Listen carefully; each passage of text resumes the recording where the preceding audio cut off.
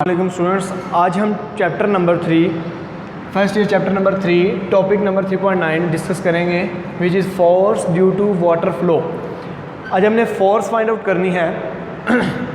Force कौन सी?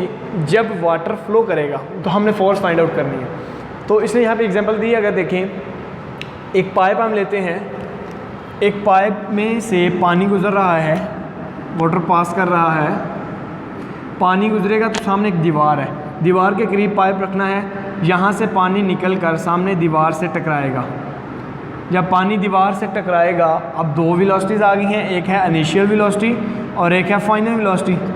तो इसकी जब ये टकराएगा जाकर वहाँ पे, यहाँ पे जाकर वाटर थोड़ी देर के लिए रुकेगा, उसकी फाइनल वेलोसिटी 0 हो जाएगी और इनिशियल वेलोसिटी कुछ ना कुछ होगी, मैं कहता हूँ 15 मीटर पर सेकेंड हो जाएगी, कोई वेलोसिटी हो जाएगी। ठीक है, दो वेलोसिटीज़ हैं। ठीक है, ज़ाहिर बात है वाटर का कोई ना कोई मैस भी होगा, 5 kg कह लें। ठीक है, मैस होगा और इसने इस पॉइंट से इस पॉइंट तक जाने में डेफिनेटली कोई ना कोई टाइम भी लगाया होगा। मैं कहता हूँ जी 3 सेकेंड लगा लेते हैं जी, टाइम लगा दिया। तो हमने फोर्स फाइंड आउट करनी है, इन सब चीज़ों को देख के फोर्स निकालनी है। तो हमारे पास एक फोर्स का फार्मूला था in momentum, in terms of momentum. Force equal होती है डेल पी ओवर टी।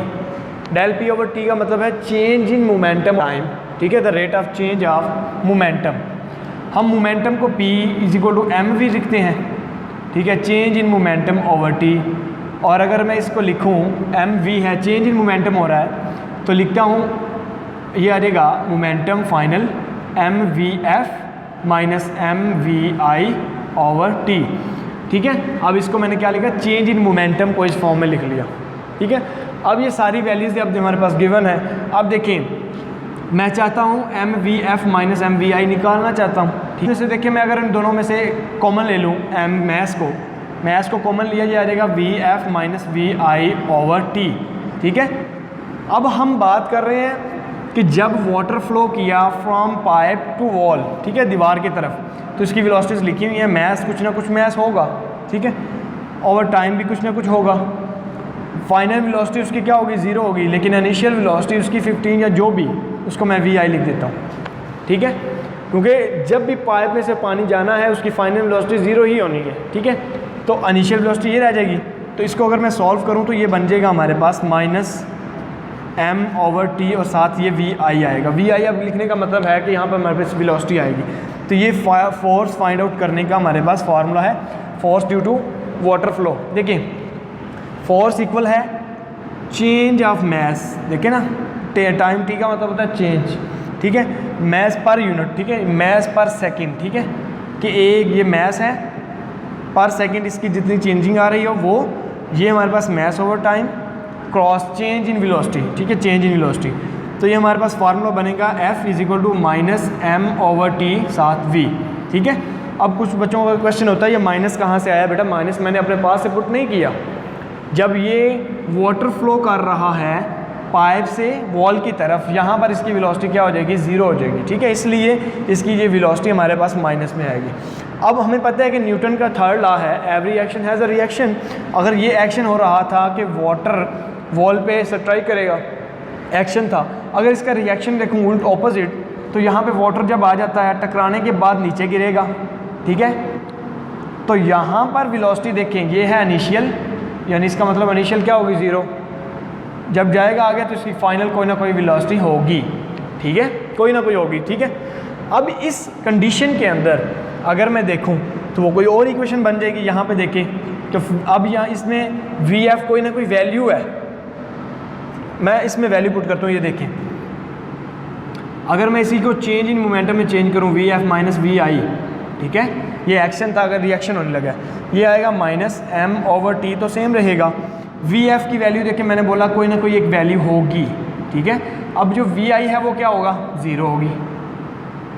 ठीक है, अब देखो कोई ना कोई वेलोसिटी फाइनल होगी, लेकिन इन ऑपोजिट डायरेक्शन होगी, तो यहाँ पे क्या आ जाएगा, नेगेटिव आ जाएगा। नेगेटिव आने की वजह से ये माइनस और माइनस प्लस हो जाएगा, प्लस एम ओवर टी साथ आ जाएगा वी। अब वी फाइनल लिख लो या इनिशियल लिख लो, हमें पता है वेलोसिटी को शो करेगा। ठीक है, अब ये फोर्स का हमारे पास फॉर्मूला आ गया है, कब, जब उसका रिएक्शन हो रहा हो, वाटर फ्लो कर रहा है तो एक्शन है उसके लिए ये, और अगर रिएक्शन हो रहा है देन हमारे पास ये पॉजिटिव वाला होगा, ठीक है।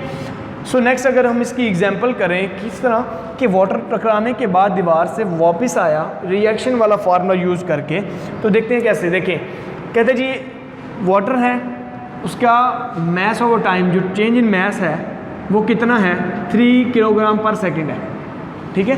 3 किलो पानी यहाँ से जा रहा है, ठीक है, बॉडी का मैस, और उसकी फाइनल वेलोसिटी कितनी है 5 मीटर पर सेकेंड। यहाँ से टकराया, इसकी इनिशियल कितनी हो गई 0, टकराने के बाद जब गया तो उसकी वेलोसिटी कितनी हो गई 5 मीटर पर सेकेंड हो गई, ठीक है। यानी ये अब रिएक्शन वाली फोर्स लग रही है, ये याद रखिएगा।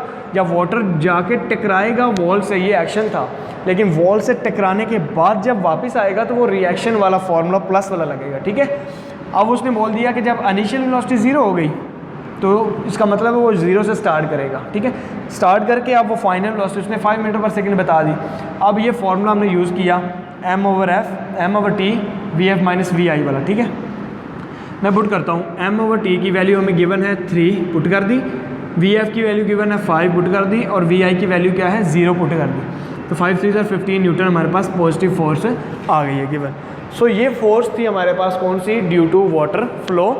सो फोर्स फाइंड करने का हमारे पास ये फार्मूला है। अगर एक्शन है रिएक्शन है, इस चीज़ को अपने माइंड में रखिएगा। सो ये था हमारे पास टॉपिक नंबर 3.9। जिसको मेरी वीडियो अच्छी लगी तो प्लीज़ लाइक करें, कमेंट करें, शेयर करें और सब्सक्राइब करें। अगर अभी तक आपने सब्सक्राइब नहीं किया तो सब्सक्राइब करके बेल आइकन को